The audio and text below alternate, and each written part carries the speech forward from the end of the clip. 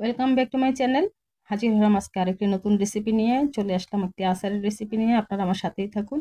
এই জন্য আমি এখানে নিয়ে নিলাম 250 গ্রাম রসুন। রসুনগুলোকে ছিলে নিয়েছি। আর নিয়ে নিলাম হচ্ছে হাফ কেজি আমলকি। আমলকিকে ধুয়ে ভালো মতো পরিষ্কার করে নিয়েছি। এখন একটা টিস্যু পেপার দিয়ে ভালো মতো মুছে পানিটাকে মুছে নিচ্ছি। এরপর 3-4টে আমলকি হামানদিস্তাতে দিয়ে আমি একটু একটু ছেঁচে নিচ্ছি। আমার আমলকি প্রত্যেকটাই ছাঁচা হয়ে গিয়েছে। দেখেন আমি ভেঙে নিয়েছি কিভাবে। সবগুলো আমলকি এভাবে ছেঁচে নিয়ে এরপর একটি ফ্রাই প্যানে দিয়ে দিচ্ছি 3 থেকে 4 টেবিল চামচ পরিমাণ চিনি, দিয়ে দিচ্ছি সম পরিমাণ পানি। পানিটা দিয়ে চুলার আঁচটা একদম লো রেখে এখন আমি চিনি আর পানিটাকে গলিয়ে নিচ্ছি। চিনিটা গলে যাওয়ার পর এর মধ্যে আমি এখন আমলকিগুলোকে দিয়ে দিব। এরপর এগুলোকে একটু নেড়ে নিচ্ছি। দিয়ে দিচ্ছি রসুনগুলো, আস্ত রসুন দিয়ে। এরপর আমি এখন এটাকে মিশিয়ে নিচ্ছি ভালো মতো। আর দিয়ে দিচ্ছি ভিনেগার।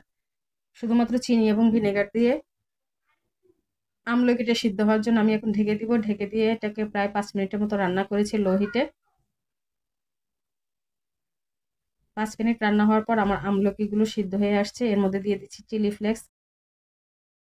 এখানে 1 চা চামচ পরিমাণ চিলি ফ্লেক্স দিয়েছি। 1 চা চামচ পরিমাণ দিয়ে দিলাম 5 ফোড়নের গুঁড়ো।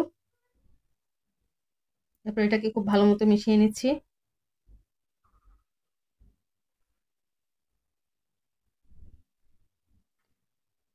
আমার রসুন এবং আমলকিগুলো প্রায় সিদ্ধ হয়ে আসছে। এই পর্যায়ে এখন আমি এটাকে আরো 2-3 মিনিট এভাবে রান্না করব। দেখেন আমার রসুনটা সিদ্ধ হয়ে গেছে পুরোপুরি। আর আমি এখানে যে চিনির পানি এবং যে ভিনেগারটা দিয়েছিলাম, সে চিনির পানি এবং ভিনেগারটা শুকিয়ে এসছে।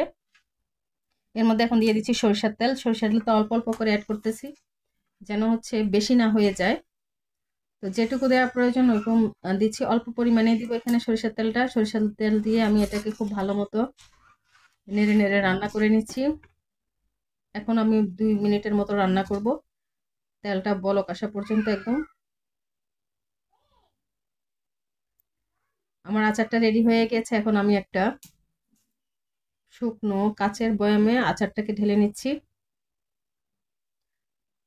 আচারটা দীর্ঘদিন ভালো থাকার জন্য আমি আলাদা একটু সরষের তেলকে গরম করে ফুটিয়ে নিয়েছি। এরপর এটাকে চামচ দিয়ে উপরে এখন আচারের উপরে দিয়ে দিব। আর তার উপর আমি একটু লবণ এবং একটু চিনি এখানে দিয়ে দিলাম, যেন টেস্ট খুব ভালো থাকে। সেই জন্য অ্যাডিশনাল ভাবে দিলাম। এখানে খুব সামান্য পরিমাণ লবণ এবং সামান্য পরিমাণ চিনি দিয়েছি। তার উপরে আবার ফুটিয়ে নেওয়া সরষের তেলটা ঢেলে দিয়ে আমি আচারটাকে এইভাবে রেখে দিব। এই আচারটা এইভাবে বাহিরে রেখে আপনি 6 মাস খেতে পারবেন। কোনো ধরনের ছত্রাকের কিছুই আসবে না, খুব ভালো থাকবে। তো কেমন লাগলো আমার রেসিপিটি? যদি ভালো লেগে থাকে অবশ্যই লাইক কমেন্ট শেয়ার করে পাশে থাকবেন। ধন্যবাদ সবাইকে।